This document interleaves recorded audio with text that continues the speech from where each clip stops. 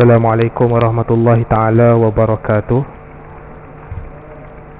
A'udzubillahi minasyaitonirrajim. Bismillahirrahmanirrahim. Alhamdulillahi rabbil alamin wa bihi nasta'in ala umuri dunya waddin. Wassalatu wassalamu ala asyrafil anbiya'i wal mursalin Sayyidina Abil Qasimi Muhammad ibn Abdillah Rasulillah sallallahu alaihi wasallam wa ala alihi wa ashabihi ajma'in wa man tabi'ahum bi ihsanin ila yaumiddin. Subhanaka la ilma lana illa ma 'allamtana innaka antal alimul hakim. Rabbi shrah li sadri wa yassir li amri wahlul 'uqdatam min lisani yafqahu qawli, amma ba'd. Firman Allah Subhanahu wa taala dalam surah Al-Baqarah ayat ke-44, a'udzubillahi minasyaitonir rajim. Bismillahirrahmanirrahim.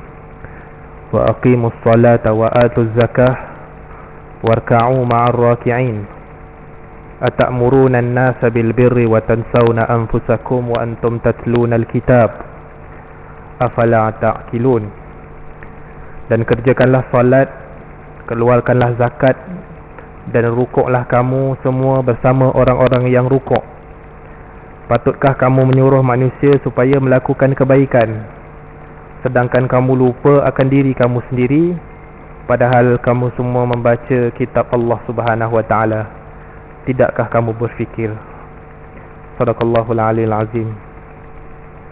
Yang berusaha Tuan Nazir, Tuan Imam Barisan Bilal, Jawatan Kuasa Pengurusan Masjid, para asatizah ilmuwan, kepimpinan masyarakat, tuan-tuan, puan-puan, ibu-ibu, ayah-ayah, hadirin hadirat yang dikasihi dan dirahmati oleh Allah Subhanahu wa taala. Saya mengajak diri saya dan tuan-tuan, puan-puan semua untuk sama-sama kita datangkan rasa syukur kita kepada Allah Subhanahu wa taala. Alhamdulillah, dalam detik dan waktu ini cukup banyak nikmat yang Allah Subhanahu wa taala berikan kepada kita, dan nikmat yang paling terbesar adalah kita kekal berada dalam keimanan rahmat Allah Subhanahu wa taala.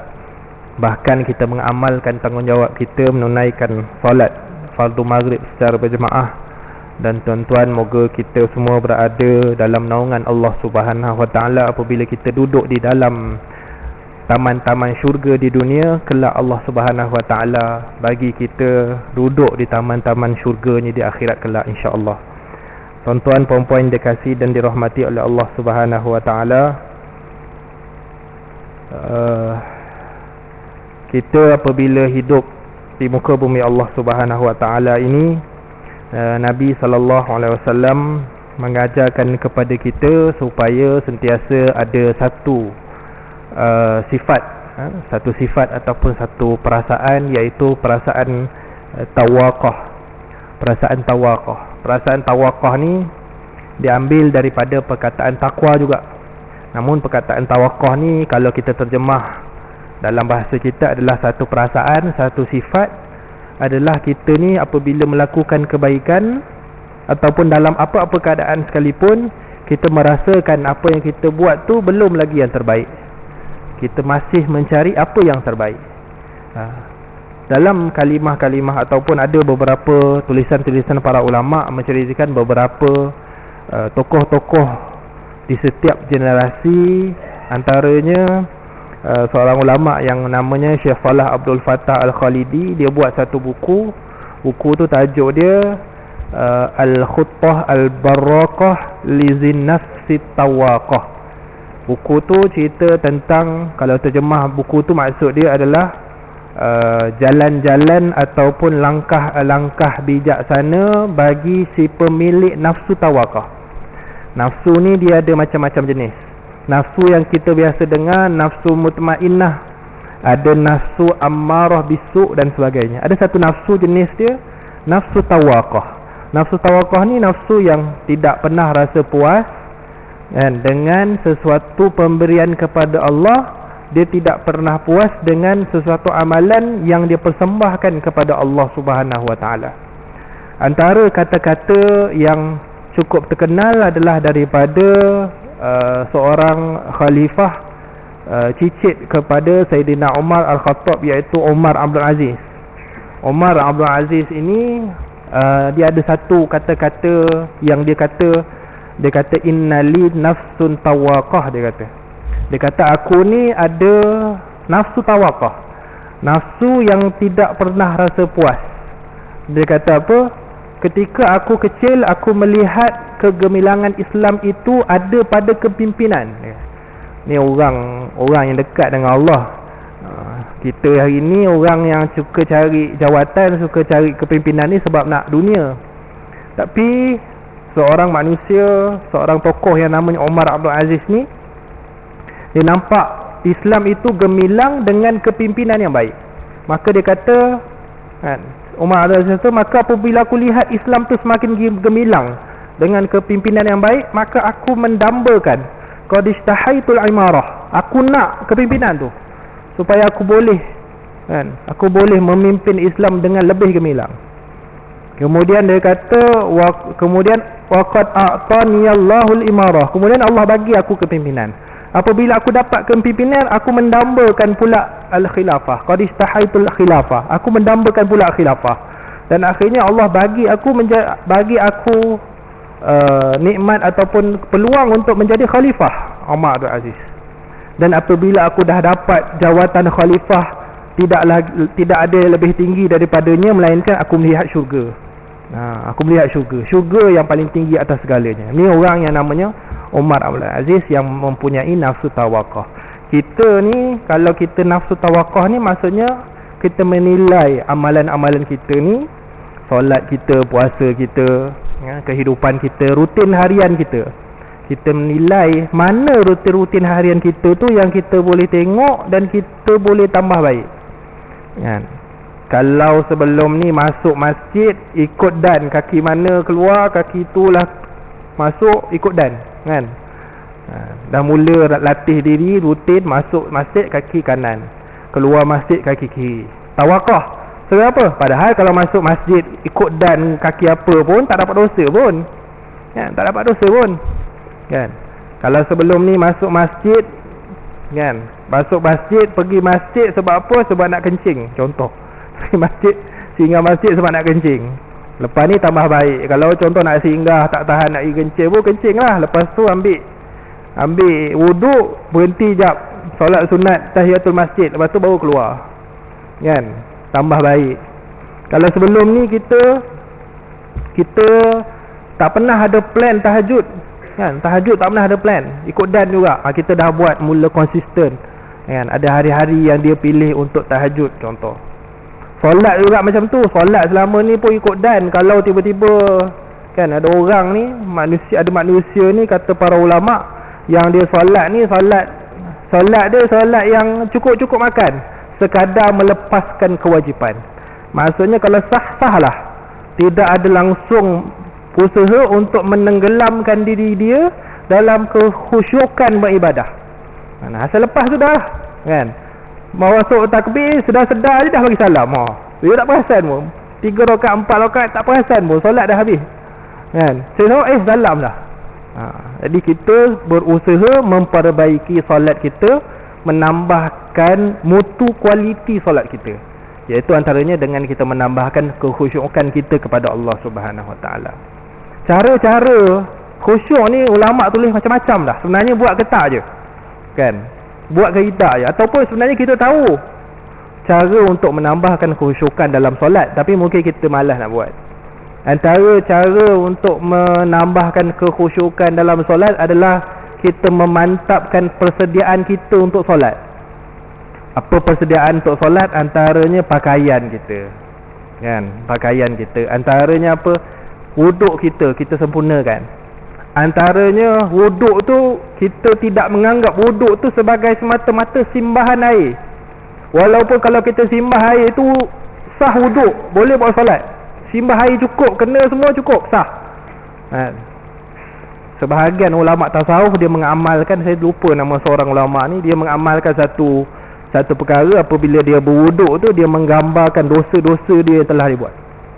Jadi setiap kali dia ambil wuduk tu, apabila dia basuh muka, dalam hati dia niatkan, ya Allah, ampunkan segala dosa mataku, dosa mulut aku, Dan apabila aku membasuh air ni ke muka aku, maka berguguranlah dosa-dosa aku, gugurkanlah dosa-dosa aku sebagaimana gugurnya air ni daripada muka aku.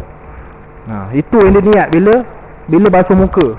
Kita asal basuh muka dah kan. Ni ulama ajar supaya apa?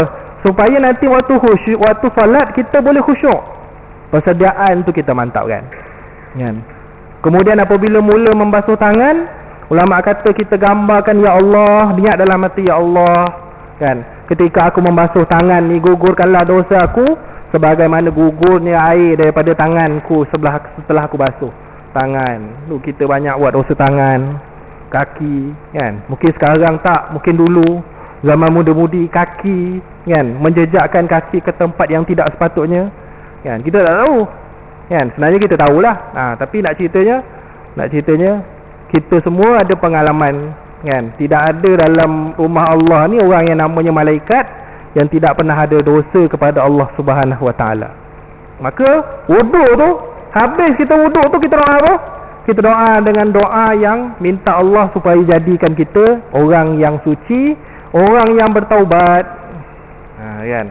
Jadi itulah falsafah apabila kita wuduk. Kemudian kita mengangkat solat, kita mengangkat tangan untuk solat, kita mengangkat tangan itu, kita menganggap bahawasanya kita menghadap Allah Subhanahu Wa Taala dan kita sedang berkomunikasi dengan Allah Subhanahu Wa Taala. Sebab tu penting solat ni kita mengetahui makna-makna bacaan dalam solat. Penting. Penting. Bukan kena sampai pandai cakap Arab baru boleh faham, tak. Kan? Sebab orang sekarang baca surah Al-Fatihah pun sampai buat lagu. Maksud Al-Fatihah. Kan? Carilah nasyid tu, saya banyak kali dah. Kalau saya dengar radio Zayan tu banyak kali keluar lah lagu surah Al-Fatihah. Maksudnya wasilah ataupun medium untuk orang memahami maksud bacaan-bacaan dalam solat tu banyak. Terlalu banyak. Tinggal lagi kita nak kena ingat kan, kita kena faham dan kita bawa ingatan kita tu dalam solat. Kita ni pada martabat kita bukanlah sampai solat tu sampai tak ingat apa kan, tapi kita bermujahadah, memaksa diri kita tu supaya sentiasa fokus, memberikan sepenuh tumpuan. 4 rakaat solat kita tu adalah 4 rakaat menghadap Allah Subhanahu Wa Taala. Apabila rukuk kita, apabila kita sujud meletakkan anggota badan kita yang paling tinggi kepada Allah Subhanahu Wa Taala yang maha tinggi. Kita meletakkan di tanah, menambah rasa kekhusyukan, menambah rasa ketundukan kita kepada Allah, yang akhirnya kita ni semua akan kembali kepada tanah juga. Kerana itu ayat yang saya baca tadi adalah apabila Allah kata sifat orang khusyuk, Allah kata allazina yazunnuna annahum mulaqu rabbihim wa annahum ilaihi raji'un. Orang yang khusyuk ni antaranya adalah dia ni bercita-cita. Yazunnun ni boleh terjemah bersangka-sangkaan kan. Bersangka-sangka boleh juga kalau dalam konteks ni terjemahnya cita-cita. Dia bercita-cita bahawasanya dia akan bertemu Allah Subhanahu Wa Taala. Maksudnya dia ingat mati. Dia solat, dia ingat mati. Kerana mati itu dalam peringkat kita adalah mati itu menyebabkan kita takut amalan kita tak cukup. Para ulama muktabar mereka beranggapan mati itu adalah penghalang dia bertemu dengan Allah Subhanahu Wa Taala. Maka dia kena lepas bahagian kematian tu. Tapi kita ni takut mati kerana apa?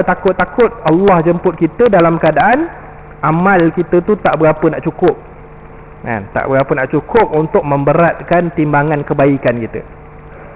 Jadi kok mana pun ingat kematian tu adalah antara perkara yang boleh menambahkan kekhusyukan kita di dalam solat. Tuan-tuan puan-puan dirahmati oleh Allah Subhanahu Wa Taala. Insya-Allah kita sambung diskusi kuliah kita berkaitan dengan buku kitab Al-Kabair karangan Al-Imam Az-Zahabi rahimahullahu taala.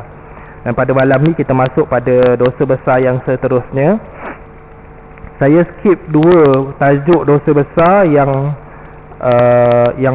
sebenarnya kita dah, maksudnya dia kepelbagaian sahaja kan. Dulu kita masuk tajuk As-Sariqah, kemudian kita tajuk ada juga tajuk Qat'ut Thariq. Qat'ut Thariq ni maksudnya Menyamun, samun. Samun maksudnya samun.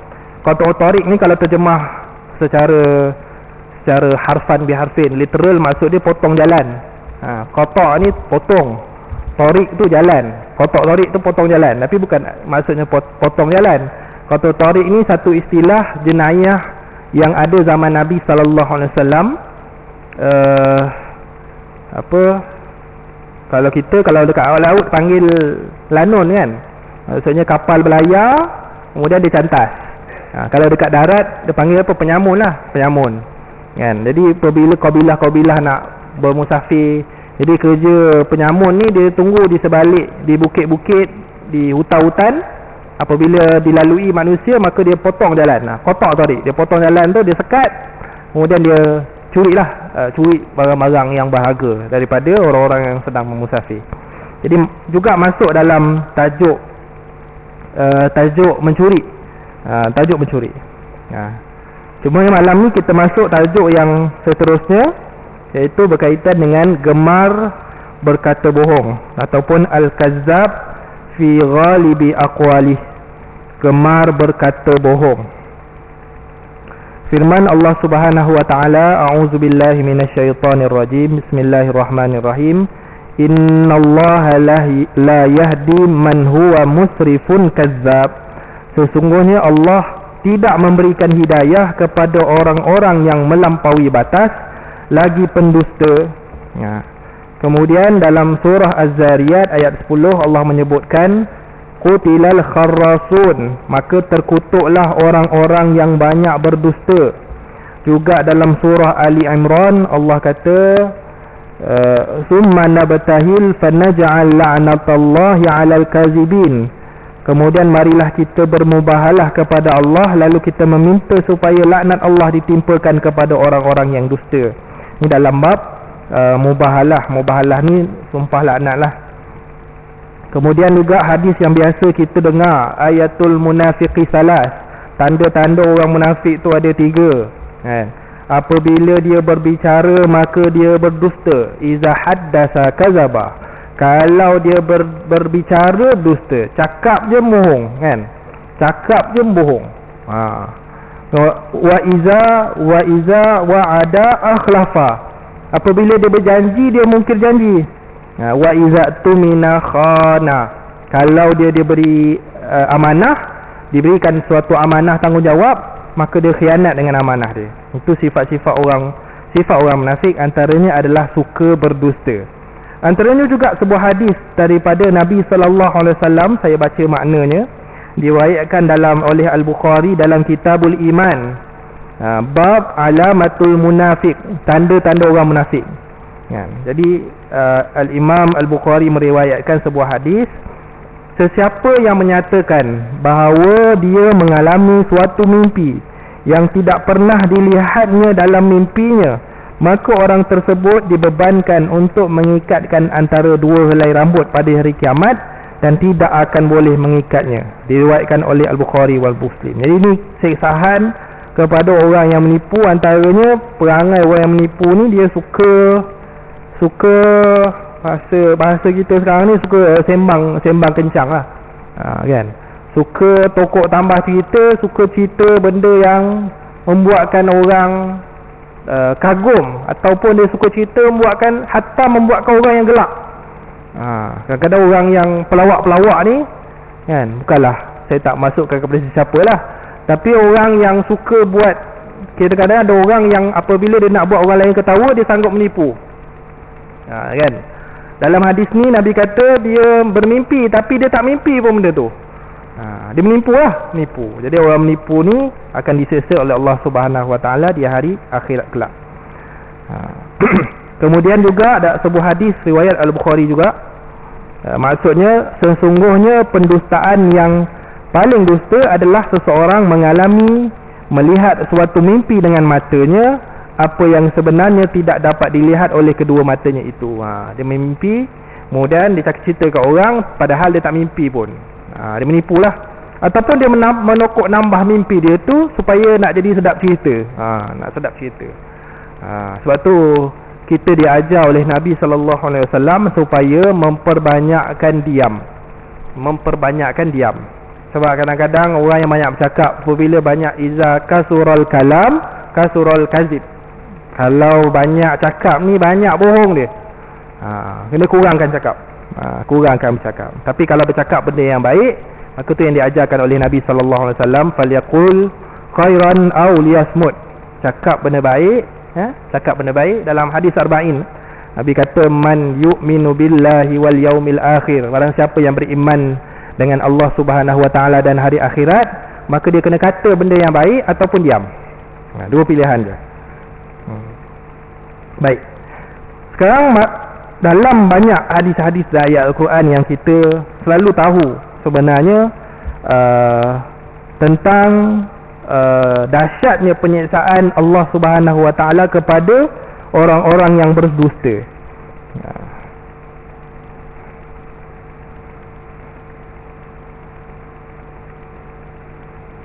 Dan antara siksaan yang diceritakan oleh Nabi sallallahu alaihi wasallam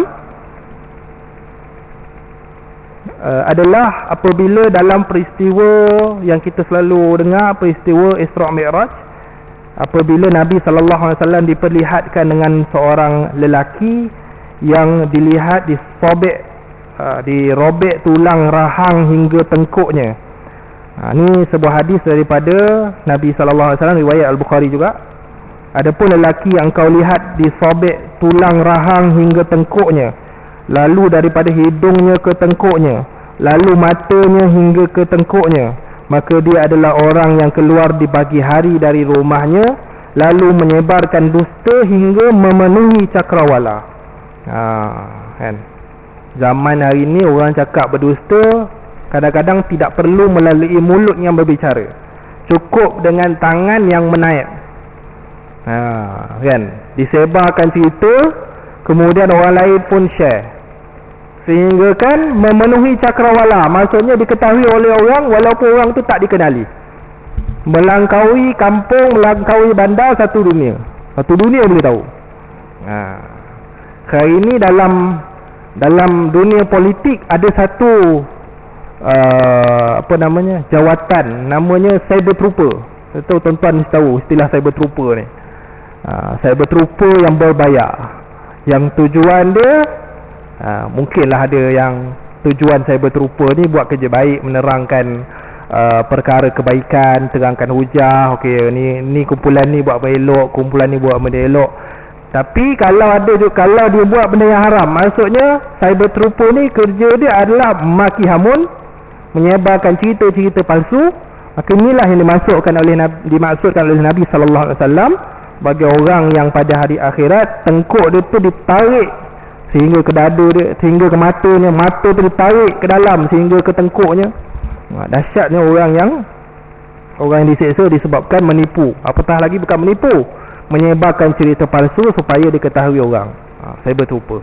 Itu bahaya internet. Cerita-cerita internet ni sungguh bahaya. Sungguh bahaya. Waktu kita ni kalau lalulah cerita apa-apa pun, kalau tidak boleh dipastikan, tidak jelas perkara-perkara tersebut, apatah lagi cerita-cerita contohnya melibatkan dosa-dosa peribadi orang, maka jangan respon. Like pun tak boleh, komen pun tak boleh, apatah lagi share. Nak komen benda elok-elok pun tak payah pun tak apa. Sebab walaupun kita komen, kita kata ni tak betul, saya tahu cerita betul, ketika kita komen tu pun sebenarnya kita menambahkan view dia. Dipanggil sebagai dalam bahasa media ini engagement. Kita komen tu dah kita menambahkan engagement. Maka bila kita membuatkan engagement, bila banyaknya engagement dalam sesuatu pautan posting tu, maka makin ramailah orang baca posting tu. Jadi kalau cerita benda-benda yang macam tu, tuan-tuan tak payah bertindak apa-apa, biarkan je. Baik, itu hadis berkaitan dengan siksaan orang yang berdusta. Persoalan, ada tak berbohong ini yang diharuskan ataupun bohong yang dibolehkan? Jawapan dia ada. Cumanya sebelum kita masuk bab bohong yang dibolehkan ni, kita kena faham dulu tak ada istilah bohong sunat. Walaupun orang kita panggil bohong sunat, Sebab kalau kita guna perkataan sunat, maksudnya ada pahala. Sedangkan bohong ni asal-asal hukumnya adalah haram. Benda haram ni bila dia jadi boleh, dia jadi hukum dia harus. Bukan sunat, tak dapat pahala maksudnya. Dia sekadar boleh. Kan? Contohnya, sebab dalam kaedah fiqh sebut ad-darurah tubihul mahzurat. Benda yang mudarat ni dia mengharuskan benda yang haram. Kan? Makan haiwan yang diharamkan, contohnya khinzir, babi. Makan diharamkan ketika mudarat, ketika mana tak ada haiwan dah boleh makan. Di padang pasir, pokok kulit kayu pun tak ada apa. Maka waktu tu dibolehkan, diharuskan makan. Waktu tu hukum dia jadi harus. Sebuah hadis yang diriwayatkan oleh Imam Muslim, hadis daripada Ibn Shihab an Hamid Ibn Abdurrahman an ummihi Ummi Kalsum binti Uqbah, wa huwa fil Bukhari bihadzal isnad wa lafzih. Ada juga dalam riwayat Al-Bukhari menyebutkan laisal kazzabul kazzab alladhi yuslihu bainan nas fayaqulu khairan aw yunmi khairan. Bukanlah orang yang menipu, yang memperbaikkan antara manusia, maka dia mengatakan yang baik dan menumbuhkan kebaikan. Memperdamaikan antara manusia, pada satu ketika boleh kita berbohong. Cumanya dalam perbohongan itu kena hati-hati. Takut-takut perbohongan tu lagi membesarkan persengketaan antara orang yang tengah bergaduh. Begitu juga satu riwayat daripada Imam Muslim, walam asma', dan aku tidak dengar, yurakhisu fi syai'in mimma yaqulun nas, aku tidak dengar Nabi SAW meringankan sesuatu perkara, iaitu dalam bab pembohongan, pendustaan, illa fi salas, melainkan 3 perkara.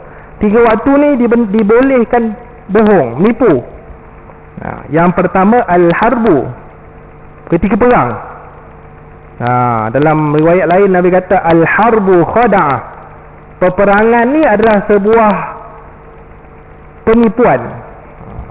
Maknanya ketika perang boleh menipu musuh lah, bukan menipu orang beriman, menipu musuh. Tipu musuh boleh, diperbolehkan, harus. Wal islahu bainan nas, dan memperelokkan hubungan islah antara manusia. Yang saya tahu bahawa JAIS ni ada satu jawatan namanya pegawai suluh. Pernah dengar pegawai suluh? Saya tak pernah dengar lah. Dulu masa sekolah menengah, ustazah suruh saya, kamu nanti besar jadi pegawai suluh. Dia kata. Saya pelik, suluh apalah kan, apa nak disuluh. Rupanya pegawai suluh tu pegawai as-sulhu, bahasa Arab sulh. Dia bagi suluh, dia jadi suluh je dia. Sulhu tu maksudnya elok lah, memperelok. Tugas dia pegawai suluh ni adalah duk counselling kalau ada pasangan-pasangan kahwin yang bergaduh. Tuan-tuan, perempuan mesti ada kaum kerabat yang menghadapi pertembungan rumah tangga yang dahsyat. Kalau kita tak boleh nasihat, kalau kita tak mampu nasihat, tak mampu tu mungkin sebab kita bukan bapak dia, ataupun kita bukan orang yang rapat yang boleh tegur. Nasihat satu perkara, iaitu cakap dengan dia. Kadang-kadang pertembungan ataupun gaduh-gaduh ni, kadang-kadang kita gaduh ni yang boleh selesaikan adalah orang ketiga. Orang ketiga tu adalah orang yang ada autoriti. Itulah JAIS. Di JAIS ni sebab apa? Sebab dia dah jumpa macam-macam dah jenis apa, pergaduhan kan. Gaduh je kerjanya. Tapi nak elok, dalam hati tu jauh, dalam hati tu nak elok kan. Tak nak kita kata tak naklah berpisah, nak elok, tapi rasa macam tak nampak penyelesaian. Dengki je, suami dengki kat isteri, isteri dengki kat suami kan. Tengok muka geram, tengok muka naik darah kan, darah tinggi terus. Orang macam ni kena lalui proses kaunseling. Jangan ego, jangan sombong untuk berjumpa dengan orang yang sepatutnya. Baik. Wa hadithur rajuli imra'atahu wa hadithul mar'ati zawjaha, iaitu perbualan antara suami dengan isteri. Suami dan isteri ada ketika diperbolehkan berbohong. Bila maksud diperbolehkan berbohong ni, maksudnya bukanlah kita kan berbohong je dengan isteri, isteri berbohong dengan suami, tak. Tapi dalam beberapa ketika kita diperbolehkan berbohong. Antaranya contohnya untuk mendamaikan isteri yang tengah marah contohnya. Kan, isteri yang tengah marah ke. Baik, sebelum kita masuk tajuk bohong, ada satu tajuk ataupun satu seni bercakap ni. Dalam bahasa Arab, dalam balawah dia panggil sebagai tauriah. Tauriah. Bukan takiyah. Takiyah ni syiah, berlakon menipu. Itu takiyah namanya. Ada satu lagi tauriah. Tauriah ni satu seni balaghah yang digunakan dalam Al-Quran, digunakan dalam hadis Nabi sallallahu alaihi wasallam. Tauriah ni mudahnya kalau kita ni double meaning, ataupun guna bahasa kiasan, ataupun kita acah. Dia tak tipu, dia acah je. Kan? Baik. Kita masuk, ada satu hadis daripada Nabi sallallahu alaihi wasallam. Nabi menggunakan tauriah. Tauriah ni maksudnya itulah dia double meaning. Ada satu ketika Nabi SAW, ketika waktu tu waktu peperangan, dan Nabi SAW ni bermusafir dengan, tak silap saya, Sayyidina Abu Bakar musafir dengan sahabat, berjalan di kawasan. Dan ketika itu Nabi nak merisik, bukan merisik kahwin, nak buat risikan. Ketika nak buat risikan tu, Nabi tanya, jumpa dengan seorang, kita panggil orang lah, manusia. Seorang manusia ni yang kerja dia mengembala kambing. Dan waktu tu dia nak ambil maklumat daripada pengembala ni yang dah travel macam-macam tempat tentang tentera musuh ketika tu. Jadi dia tanya apa? Dia tanya, kau tahu tak tentera sekian ni berapa orang? Kan? Dia bermalam di mana? Dia berhenti dekat mana? Berapa ekor kuda perang yang dia ada? Tanya. Lelaki ni bila jumpa Nabi, dia tak tahu tu Nabi. Dia tak tahu tu Sayyidina Abu Bakar. Jadi dia cakap, aku tak kenal kau. Dia kata, aku tak kenal kau. Macam mana aku boleh cerita sesuatu kat kau? Dia kata kan. Engkau ni daripada mana? Kan? Kau daripada mana? Tuan-tuan kalau nak cakap orang Arab, kan, nak tanya dia daripada mana, kan, saya sajalah tegur. Saya rasa kat kampung Salat Tinggi pun ada beberapa orang Arab. Saya perasan beberapa orang Arab yang solat dekat kampung Salat Tinggi ni, nak tanya dia daripada mana. Boleh lah tanya bahasa Inggeris, boleh. Tapi nak saja tanya bahasa Arab. Macam nak tanya bahasa Arab? Tanya dia, bahasa ni bahasa pasar. Bahasa pasar dia, anta minnin. Boleh? Nin. Anta minnin. Cuba test. Oh, dia kalau dengar tu, dia mesti ingat, boleh cakap Arab, budak Arab ni. Anta minnin. Anta minnin ni bahasa pasar. Maksud dia, anta min aina. Kau daripada mana? Tapi aina dia tu, dia jadi hilang hamzah tu, dia gabungkan. Anta minnin. Kalau tuan-tuan boleh cakap macam tu, dengan bunyi macam tu, mesti dia ingat tuan-tuan boleh cakap Arab. Lepas tu kalau dia cakap Arab, lepas tu diam je lah, angguk je. Dia akan cerita lah, aku ni duduk sini kampung Salat Tinggi di atas ni, diam je lah, angguk je. Lepas tu baru kantaikan, tak kerti cakap Arab. No Arabic. No Arabic ni bahasa Arab, Mafi Arabiah.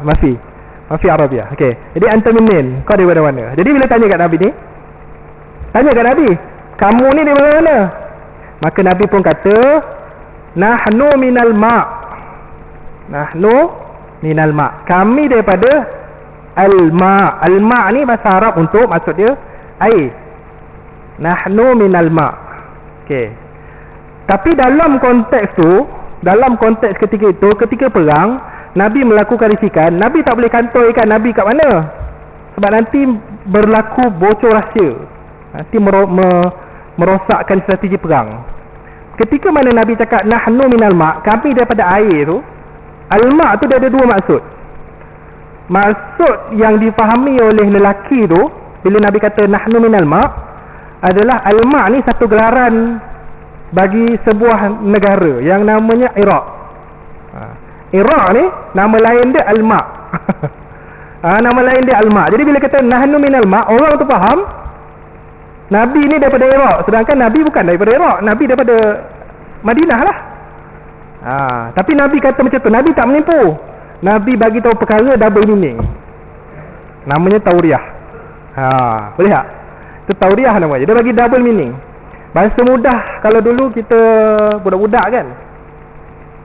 Budak-budak, contohnya budak-budak dia nak pergi dating. Contohlah. Ni akal budak-budak lah. Kita semua pernah jadi budak-budak ni. Dia nak pergi jumpa girlfriend dia, jumpa markah dia kan. Dia nak jumpa girlfriend dia. Dia pun tanya, nak pergi mana tu? Kan? Dia tanya anak dia, nak pergi mana tu? Dia kata, pergi kedai. Dia pergi kedai. Tapi sebenarnya dia nak pergi dating. Nak pergi dating. Jadi macam mana tak nak bagi supaya ada dosa menipu tu? Budak tu pergi kedai juga. Tapi dia tak pergi. Dia pergi kedai, lepas tu pergi dating lah. Jadi apabila dia cakap saya nak pergi kedai, dia tak dikira sebagai menipu. Dia dikira sebagai double meaning. Ada double meaning kat situ. Jadi ketika Nabi kata nahnu minal ma' ni, Nabi maksudkan kami daripada air. Sebab manusia ni memang diciptakan daripada air. Tapi yang difahami oleh lelaki tu nahnu minal ma', kami daripada Iraq. Jadi bila dengar orang Iraq rupanya, bila dengar je orang Iraq, lelaki ni pun kalau aku cerita pun kepada orang Iraq ni dia tak ada conflict of interest, dia tak ada kaitan dengan perang-perang ni. Dia pun ceritalah, tentera ni sebenarnya dia cerita kat Nabi. Akhirnya berjayalah risikan Nabi tu, disebabkan kebijaksanaan Nabi, tak kantoikan Nabi daripada mana. Jadi tak boleh, perang ni tak boleh semua jujur kan. Ketika perang tak boleh jujur ni, tak boleh. Itu sebab tu teknik-teknik risikan. Jadi dalam peperangan memang dibenarkan berbohong. Dulu juga masa saya ingat satu contoh, anak-anak tuan-tuan ataupun anak saudara ke, kalau tuan-tuan ada ambil sijil tinggi agama Malaysia, STAM. STAM ni adalah satu sijil tingkatan 6. Kadang-kadang ramai orang tak tahu, tapi sebenarnya ada. Kita ni yang kita pernah dengar STPM. STPM ni 2 tahun. 2 tahun. Tingkatan 6 ni ada satu lagi, sijil tinggi agama Malaysia tingkatan 6. Kat Selangor ni tak salah saya semua setahun. Saya adalah keluaran sijil tinggi agama Malaysia, STAM lah, tingkatan 6 di SAM Bandar Baru Selat Tinggi. Silibus STAM ni semua daripada Al-Azhar. Semua daripada Al-Azhar. Jadi ada bab yang kita orang kena belajar. Tajuk Balaghah tu tajuk tauriah. Tauriah dalam seni syair Arab. Belajar dan syair Arab. Ada satu syair ni yang saya ingat sampai hari ni. Tajuk tauriah juga. Kan? Saya cuba cerita kat tuan-tuan, tuan-tuan mungkin faham tajuk tauriah ni. Maksudnya tauriah ni dia ada double meaning. Dalam ayat tu ada double meaning, kan? Yang dikehendaki, dia ada makna qarib, makna ba'id, makna yang dekat, makna yang jauh. Contoh tadi nahnu minal ma', makna yang dekat adalah Iraq, makna yang jauh kami daripada air. Nabi menggunakan tauriah. Satu contoh lagi, syair Arab. Satu syair Arab dia kata, qad shannu ilal harbi gharatan fa inni akilul 'aisha bil jubni, dia kata. Syair tu. Syair itu maksud dia, maka telah bermulanya, mereka telah melancarkan peperangan. Mereka telah mula keluar pergi berperang. Maka aku dekat sini, fa inni akil, aku makan aish. Fa inni akilul aish, maka aku makan roti bil jubni, dengan al-jubn. Al-jubni ni maksudnya dia ada 2 maksud. Maksud yang pertama, maksud dia mentega. Butter lah, butter. Maksud kedua, maksud dia pengecut.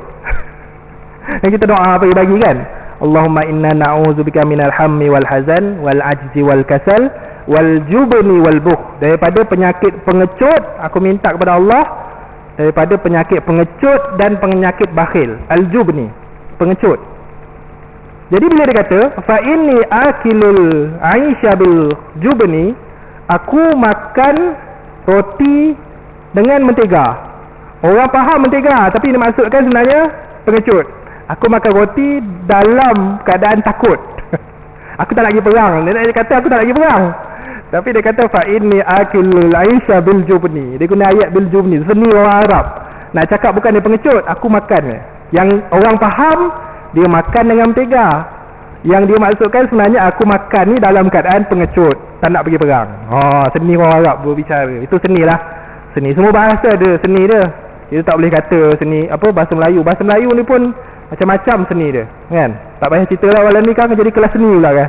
Bahasa, seni bahasa pula. Tapi dia cerita bahasa Melayu pun sangat indah, banyak seni-seni dia. Tapi tauriah ni juga adalah salah satu seni balaghah dalam Al-Quran dan dalam kesusasteraan bahasa Arab. Baik. Jadi bila saya sebut bohong, ada juga namanya tauriah. Bohong ni diharamkan oleh Allah Subhanahu Wa Taala.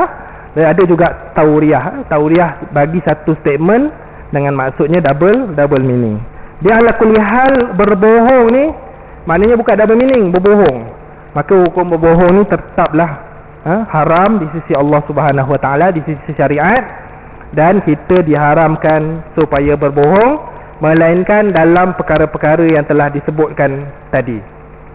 Ketika mana berperang, ketika mana untuk memperelokkan hubungan antara manusia, untuk memperelokkan terutamanya memperelokkan hubungan antara suami dengan isteri.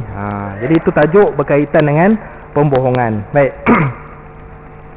Kemudian juga satu hadis yang kita baca juga dan kita dengar pada solat Jumaat, khutbah Jumaat sebelum ni, Nabi kata apa? Kafa bil mar'i kaziba ayyuhaddisa bi kulli ma sami'.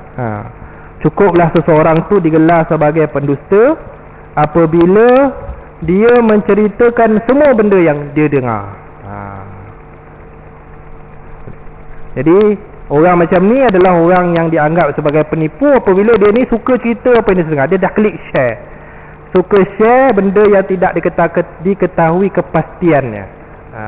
InsyaAllah kita sambung sikit lagi pada azan.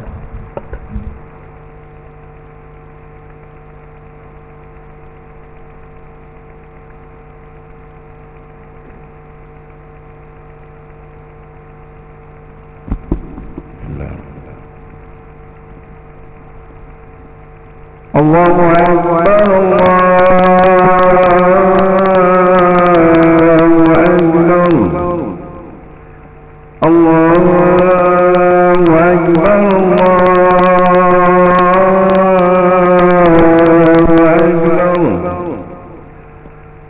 أشهد أن لا إله إلا الله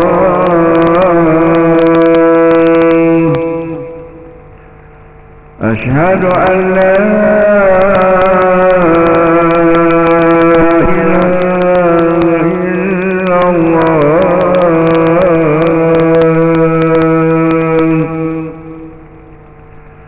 أشهد أن محمد رسول الله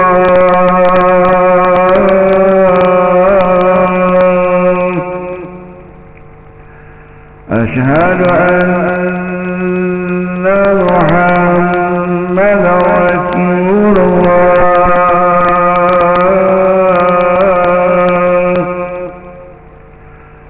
حي على الصلاة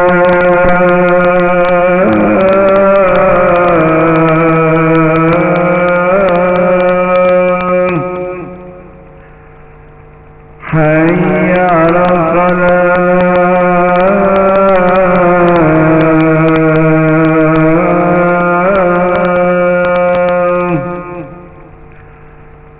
حي على الفلاح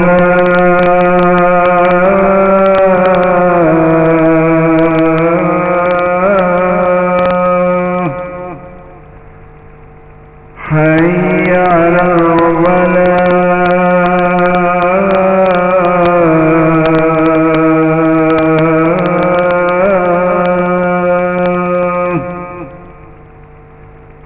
الله أكبر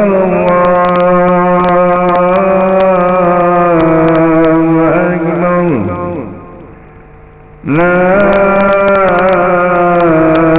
إله إلا الله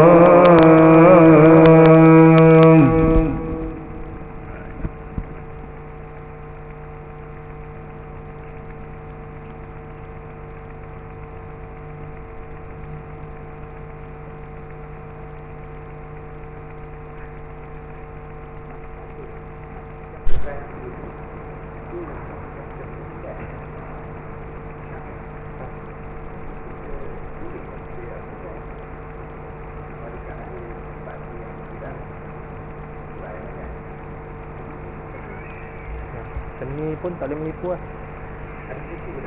Ada, boleh jadi. Boleh jadi. Kalau dia tak lawan dengan fakta, tak boleh lah.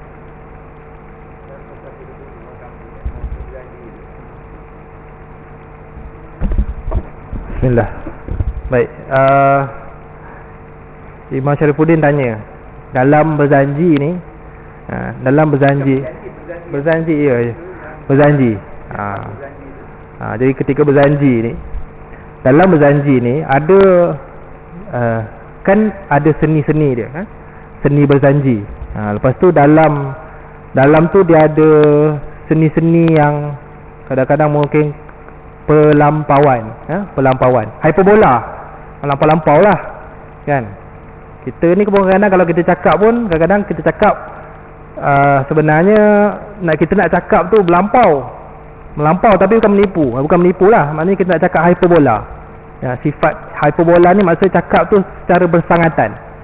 Jadi dalam kitab berjanji ni, takkan dalam berjanji tu kita tak boleh melakukan seni-seni yang dalam bahasa Arab yang cakap melampau. Boleh? Jawapannya boleh lah. Seni melampau ni boleh, tak ada masalah. Kita kadang-kadang kita nak exaggerate. Apa exaggerate? Saya tak terjemah apa. Maksudnya kita nak cerita je kasih lebat tu kadang-kadang kita, tapi bukan sampai tahap menipu.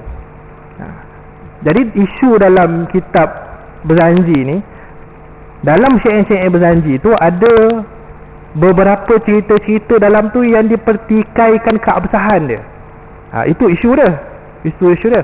Bukan maksud part selawat tu. Ada yang boleh, ada yang selawat. Macam selawat kan. Selawat pun ada perkara, ada lafaz-lafaz selawat tu yang kita lafaz selawat tu ditambah dengan seni hyperbola, exaggerate. Kita meletakkan penilaian macam tu lah kan. Macam kita baca selawat tafrijiyah contohnya kan, selawat tafrijiyah. Ada orang kata orang baca selawat tafrijiyah ni adalah syirik kepada Allah Subhanahu Wa Taala. Kalau saya lebih memilih tak ada unsur syirik pun dalam tu. Tapi sebahagian orang kalau dianggap benda tu menyebarluaskan syirik dan menganggap Nabi sallallahu alaihi wasallam ni adalah penyembuh kepada penyakit, itu yang tak boleh. Itu yang tak boleh, kerana yang menyembuhkan penyakit ni adalah Allah Subhanahu Wa Taala. Jadi apabila lafaz-lafaz dalam kitab berjanji itu, contohnya ada cerita-cerita yang bertentangan dengan fakta-fakta, itu yang tak boleh. Itu yang tak boleh. Jadi cerita apa yang bertentangan dengan fakta tu saya tak pasti. Itu saya kena buka balik. Cerita-cerita tu kena buka balik. Tapi saya tak pernah lah buka. Wala matamamin ke? Jadi kalau 4, tak kisahlah 4 ke 8 ke 100 ke, tak kisah. Tapi kita tengok maksud dia, cari maksud dia. Kalau maksud dia tu bertentangan, maka kita elakkan. Memang mungkin sebab kita kena tahu apabila berlakunya ketidaktepatan fakta dalam apa-apa pun kitab yang ulama tulis, kitab seni berjanji ke, kitab fiqh ke, kitab tafsir ke, apa-apa pun, kalau ada kesalahan fakta, dia boleh jadi pelbagai kemungkinan. Kemungkinan yang paling tinggi kita boleh letakkan husnuzon adalah kerana pengarang tu tak tahu. Tu je. Kita pun kalau kita rewind 10 tahun kemudian, dan hari ni banyak cerita-cerita yang famous dulu kita percaya 100%. Tapi apabila ulama kaji, mengeluarkan kan dalil-dalil, jadi kita pun jadi punya tak betul. Jadi tak betul, tolak lah, tanpa menolak kan keilmuan ulama tu. Kalau kita cerita, kalau saya nak cerita tajuk tafsir kan, tafsir ni saya boleh jamin semua jenis tafsir ada isu. Kalau tuan-tuan nak tahu, semua tafsir ada isu. Tapi kita tak cerita lah, takut kita pening kan. So kalau tuan-tuan buka, kena ada basic bahasa Arab, buka tafsir, semua tafsir ada isu. Nak cerita tafsir, hatta tafsir bin Ma'thur yang kita biasa dengar, tafsir Ibn Katsir pun ada isu. Ada riwayat-riwayat dalam tu yang bersifat maudhu'. Ulama kata ni maudhu', ni tak betul ada. Sehingga ulama kemudian dia tahqiq balik tafsir Ibn Katsir, kemudian dia tahqiq ni maksudnya dia semak balik mana yang tak betul tu kan. Orang yang tahqiq tu anak murid silsilah dia berguru sampai ke Ibnu Katsir. Dia kata kalau Ibnu Katsir hidup ni, Ibnu Katsir tahu benda ni, Ibnu Katsir takkan letak. Maka dia tahqiq, dia buang macam tu. Nak ceritanya, kalau kita cerita pasal isu yang tulis, sebab apa? Sebab yang menulis kitab-kitab tu adalah manusia. Maka manusia dia melalui proses semak, imbang. Dia tak betul. Orang yang menama Imam Malik pun kata, kan, Imam Malik, kan, sebahagian orang kata Imam Malik ni tawaduk. Dia kata semua manusia ni salah. Semua manusia ni ijtihad dia boleh jadi betul, boleh jadi salah. Kan? Kullu mujtahid yusab, boleh jadi betul, boleh jadi salah. Illa sahibi hazil maqam, kecuali pemilik maqam ni. Imam Malik ketika bagi fatwa tu bagi tahu kecuali pemilik makam ni, maksudnya Rasulullah, Nabi sallallahu alaihi wasallam berfatwa di sisi makam Nabi sallallahu alaihi wasallam, bagi tahu ni je yang kalau cakap semua betul. Bukan manusia. Jadi dari satu sudut kita anggap Imam Malik ni tawaduk, tapi dari satu sudut juga itu adalah fiqh, kefahaman kita bagaimana kita berinteraksi dengan tulisan-tulisan para ulama yang boleh jadi perkara yang disebutkan tu boleh jadi salah. Salah tu bukanlah kita kata dia ni tak tahu, tapi mungkin salah tu kerana situasi. Dulu mana ada zaman sampai hari ni ada pengumpulan buku-buku hadis yang cukup banyak, kan, kemudian dikumpul pula dalam laman web. Nak semak hadis hari ni cukup senang. Jadi itulah maksudnya. Jadi sesiapa pun kalau dia cakap benda yang mungkin tidak bertepatan tu boleh jadi dia tak tahu, kan. Macam baru-baru ni, saya minta maaf, baru-baru ni ada seorang ustaz, dia kongsi dan saya betulkan fakta dia berkaitan dengan orang yang dia ni melakukan hubungan dengan isteri dia pada bulan puasa, kan, maksudnya berjimak di siang hari, jimak siang hari. Mazhab Syafi'i, siap jimak siang hari ni memanglah ittifaq semua kalau jimak siang hari, maksudnya jimak siang hari tu dia tak buka, dia terus jimak. Ketika mana puasa tu dia jimak, maka orang ni kena bayar kafarah. Kafarah tu lah yang kita tahu tu, sama ada bebaskan hamba 2 bulan puasa turut-turut ataupun bagi 60 orang miskin makan. Jadi ni kifarah dia, kafarah, kan. Tapi ustaz tu kata kalau contoh orang tu mengelat, kan, dia buka dulu, dia ambil pisang, dia makan dulu, lepas tu baru dia bersama dengan isteri dia. Orang ni macam mana hukum dia? Jadi ustaz tu kata waktu tu mazhab Syafi'i kata tak, tak kira engkau buka ke kau tak buka ke, kan. Kalau berjimak maka kena kafarah. Tapi sebenarnya mengikut mazhab Syafi'i dia satu je mazhab Syafi'i. Mazhab Syafi'i kata tak kena kafarah. Mazhab Syafi'i je kata macam tu. Mazhab Syafi'i kata dia tak ada kena kafarah. Orang tu kalau dia buka dulu maka dia tak payah nak kena puasa 2 bulan, tak perlu. Tapi dosa tetap dosa besar di sisi Allah. Imam Syafi'i lebih berpegang kita menerangkan kepada masyarakat tentang besarnya dosa buka puasa tanpa uzur. Tapi jumhur ulama, Imam Ahmad, Abu Hanifah, Imam Malik, jumhur mazhab mengatakan walaupun dia mengelat, dia berhelah, dia makan dulu kemudian dia berjimak di siang hari, maka orang ni pun tetap kena kifarah juga. Supaya apa? Supaya ni interaksi yang 3 mazhab jumhur ni lebih sesuai, sebab orang ini tak boleh takut akal panjang, dia akal panjang.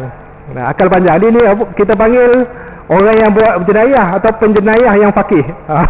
Dia buat jenayah tapi dia faqih. Dulu ada juga cerita penjenayah faqih ni, dia nak curi rumah orang, tapi dia nak curi rumah orang tu dia tak nak kena hudud.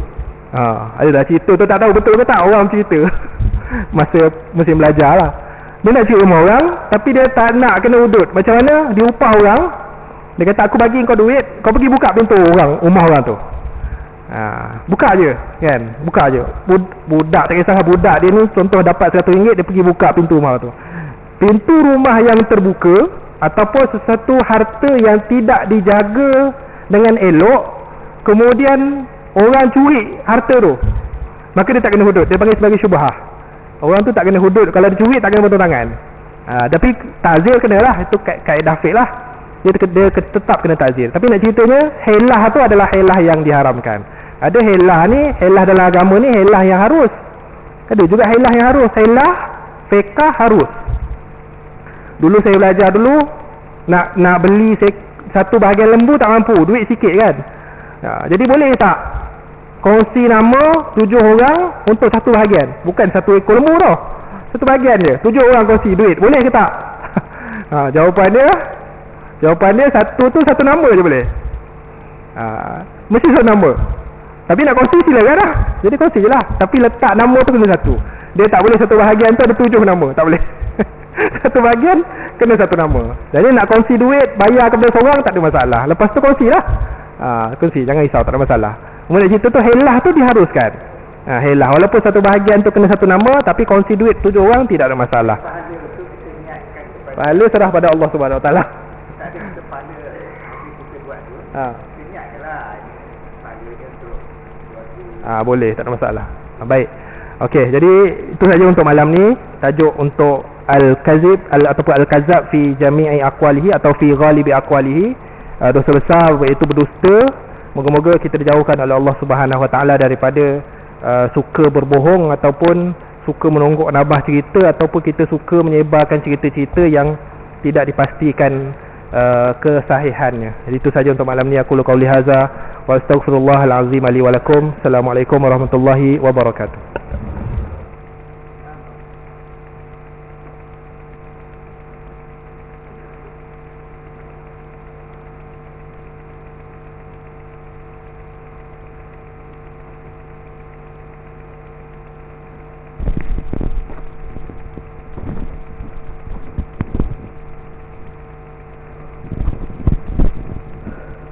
الله أكبر الله أكبر أشهد أن لا إله إلا الله أشهد أن محمد رسول الله حي على الصلاة حي على الفلاح قد قامت الصلاة قد قامت الصلاة الله